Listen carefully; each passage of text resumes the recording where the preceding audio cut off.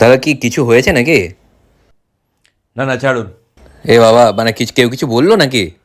না ছেড়ে দেন, কিছু হয়নি। না না, বলুন কি হয়েছে। শুনুন, আমি ওরকম লোকেদের মতো নয় যারা বিয়ে বাড়ির ছোট ছোট ঝামেলা নিয়ে এগুলো ডিসকাস করে, যে ছোট এই সামান্য কিছু হয়ে গেছে। আমি ছোট ছোট জিনিস নিয়ে মাইন্ড করি না, আর অত ছোট লোক আমি নয়। আচ্ছা আচ্ছা। তো শুনুন কি হয়েছে। আরে আমরা 5 জন ওখানে বসেছিলাম, 5 জন ছিলাম। তো বরের যে বাবা, মানে ওর সঙ্গে আমার সম্পর্ক বলতেও লজ্জা লাগছে, ও এসে বাকি 4 জনকে জিজ্ঞেস করলো যে আপনি কেমন আছেন। আপনাকে জিজ্ঞেস করেনি? না, আমাকে জিজ্ঞেস করলো আপনি ভালো আছেন তো। তো এটাতে কি আছে? তো ওদেরকে জিজ্ঞেস করলো আপনি কেমন আছেন, আমাকে জিজ্ঞেস করলো আপনি ভালো আছেন তো। এই পার্সিয়ালিটি কেন? এত বাজে ব্যবহার ওদের।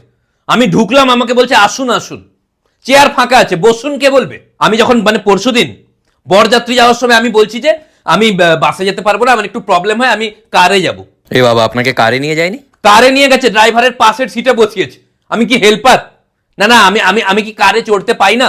তারপরে ওখানে যাওয়ার পর, খাওয়ার পরে সবার সামনে সবাই আছে, আমাকে কি জিজ্ঞেস করছে জানো, দাদা সিগারেট খাবে?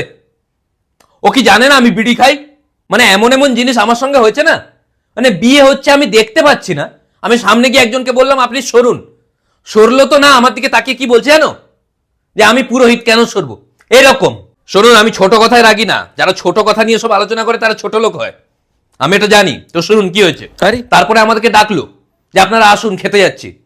তারপরে আমাকে ঘুরে বলছে রাজু দা আপনিও আসুন। প্রথমে বললো আপনারা আসুন, তারপরে আমাকে বলছে আপনিও আসুন, মানে কি আমি সবার মধ্যে নয়?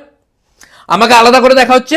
তারপরে ও আমাকে খেতে নিয়ে যাচ্ছে। একটা কমন সেন্স কি বলে, ওর আগে থেকে তো দেখে রাখা উচিত সিট আছে কিনা। ও সিট পাননি না? সিট পেয়েছি কিন্তু আগে থেকে দেখে রাখেনি, যদি না পেতাম।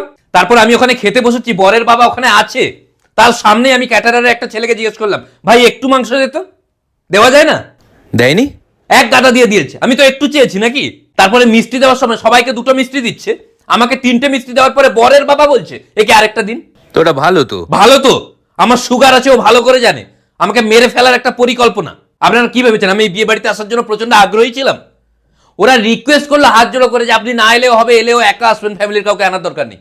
তখন আমি ফ্যামিলির সবাইকে নিয়ে এলাম ওদের রিকোয়েস্টে।